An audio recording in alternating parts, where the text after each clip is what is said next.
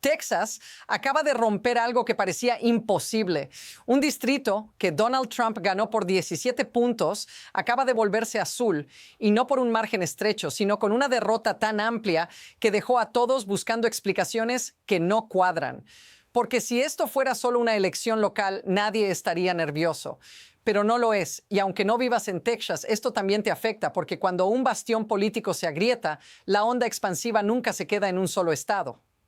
El sábado, en una elección especial para el Senado estatal, el Distrito 9, en el área de Fort Worth, hizo algo que no ocurría desde 1991.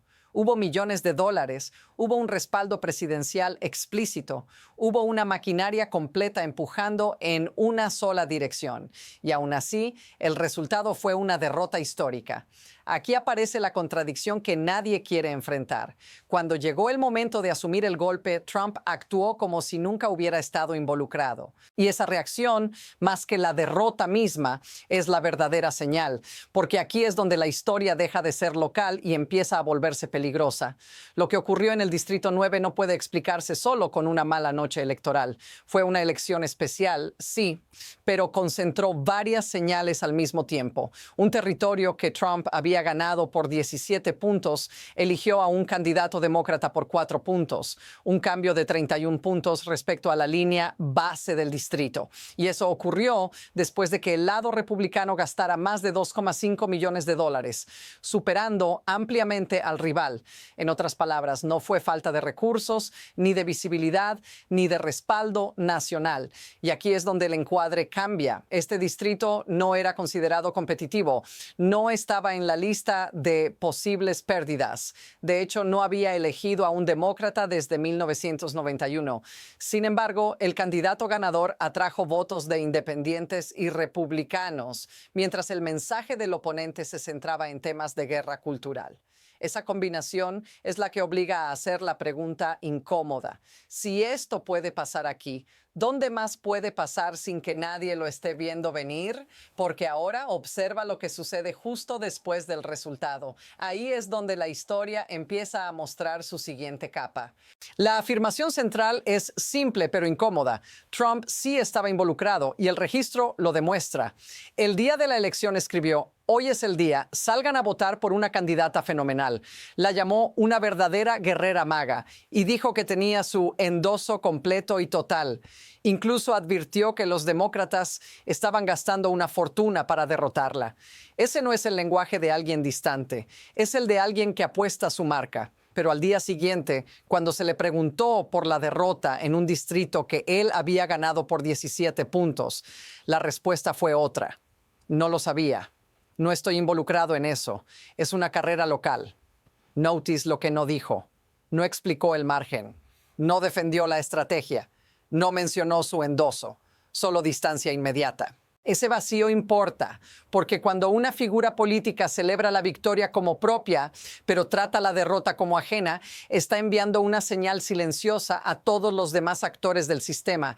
Y esa señal no es ideológica. Es estratégica. Ahora observa cómo este patrón no se queda en una sola carrera, sino que empieza a repetirse en otros escenarios con consecuencias más grandes. Lo que pasó después no fue un accidente aislado, fue una aceleración. En los días posteriores a esa derrota, Trump fue preguntado por otros endosos en Texas, esta vez para el Senado de Estados Unidos. Y de nuevo apareció la misma ambigüedad calculada. Dijo que le gustaban todos, que estaba pensándolo, que ya veríamos. Eso contrasta con la seguridad absoluta que mostró apenas horas antes de una elección que terminó en desastre. Aquí es donde la normalización se vuelve peligrosa. Porque esto ya ha ocurrido antes. Cuando una figura dominante empieza a tratar las derrotas como ruido local y las victorias como pruebas personales de poder, el sistema entra en una fase distinta. No hay corrección, no hay ajuste público, no hay explicación, solo silencio y avance. Y mientras tanto, en Texas, los demócratas no se estaban escondiendo, estaban llenando auditorios. En condados que Trump había ganado, candidatos como James Talarico hablaban frente a multitudes, diciendo frases como "America is the immigrant" y "No more secret police". No en universidades. En Texas profundo. Esto es lo que cambia el contexto. No es solo una pérdida, es la coexistencia de retirada en un lado y expansión visible en el otro. Y cuando eso ocurre al mismo tiempo, la historia ya no se mueve en línea recta, se inclina. La siguiente capa es más incómoda porque expone una contradicción directa entre discurso y realidad.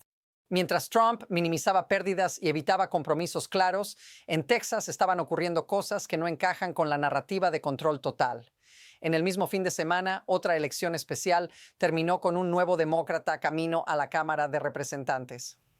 Christian Meny ganó un escaño que había estado vacío durante meses después de que el gobernador retrasara el proceso lo máximo posible.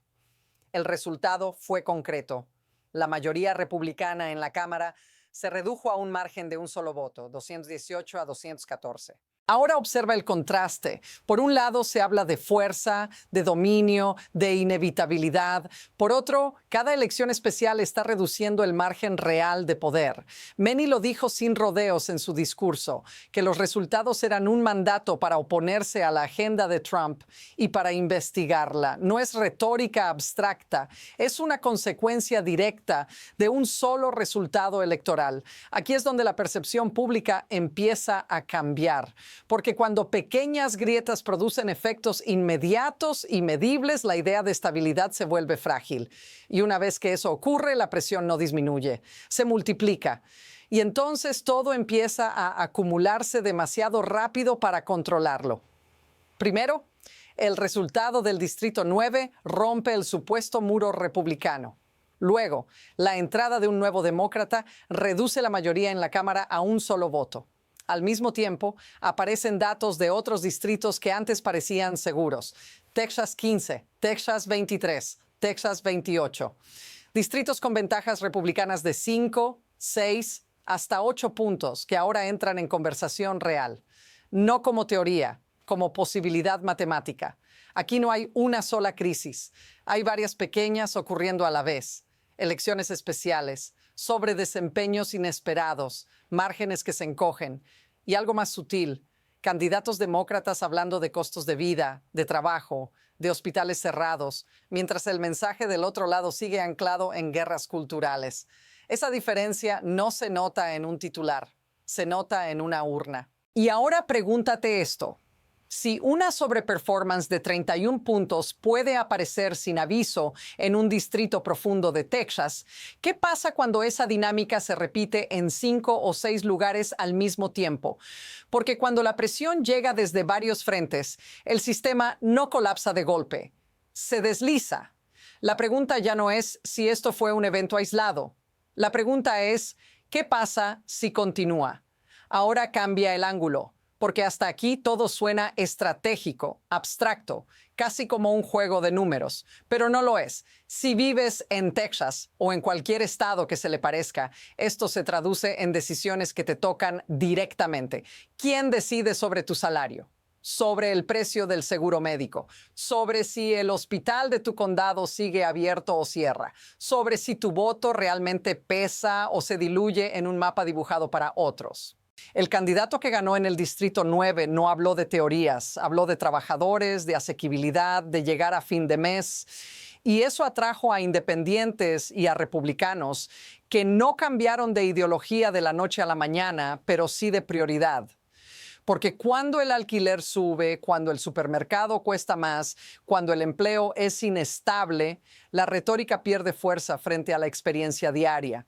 Y ahí es donde esto se vuelve incómodamente reconocible, porque no es izquierda contra derecha, es la sensación de que nadie te estaba hablando, hasta ahora.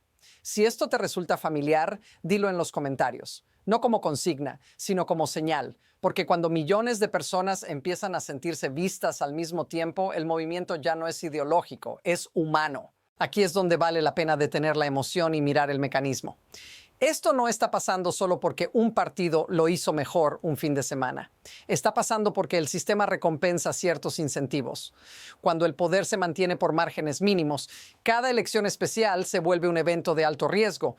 Cuando el mensaje se repite sin adaptarse, deja de movilizar y empieza a desgastarse. Y cuando una figura central absorbe todo, victorias, derrotas, atención, también concentra la fragilidad. Observa cómo funciona. Un endoso fuerte eleva expectativas. Una derrota fuerte obliga a explicar. Si no hay explicación, el silencio se interpreta. Actores locales lo notan, donantes lo notan, votantes lo notan.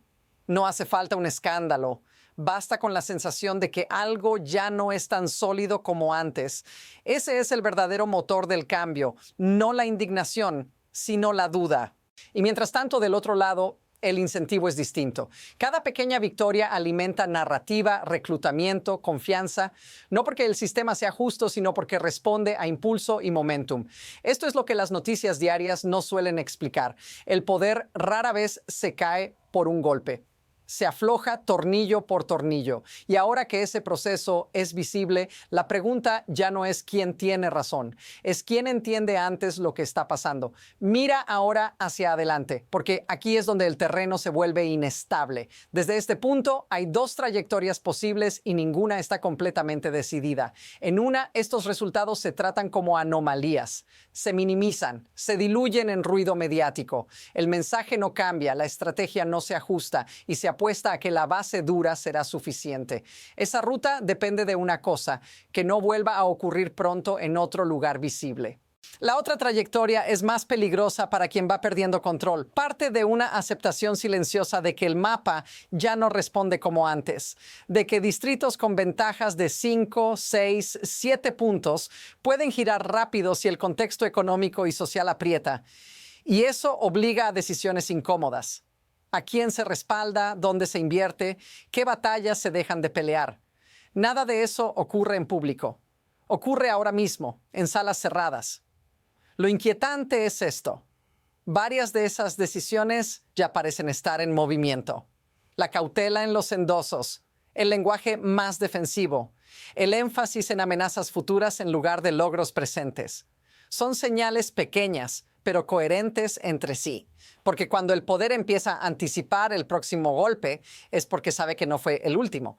Al final, esta historia no trata solo de Texas, ni siquiera de Donald Trump. Trata de una ilusión que empieza a romperse. La ilusión de que ciertos mapas no cambian, de que ciertos votantes son inamovibles, de que el poder, una vez consolidado, se mantiene solo por inercia. Lo que vimos en el Distrito 9 fue una grieta pequeña, pero real, y las grietas no anuncian el colapso, anuncian posibilidad. El dato clave no es el margen, es el comportamiento. Un endoso que antes era un activo, ahora se esquiva. Una derrota que antes se explicaba, ahora se niega. Y del otro lado, campañas que no prometen revolución, sino alivio cotidiano. Ese contraste redefine el terreno sin hacer ruido. Y cuando el terreno cambia, los próximos movimientos ya no responden a lo que fue, sino a lo que podría pasar.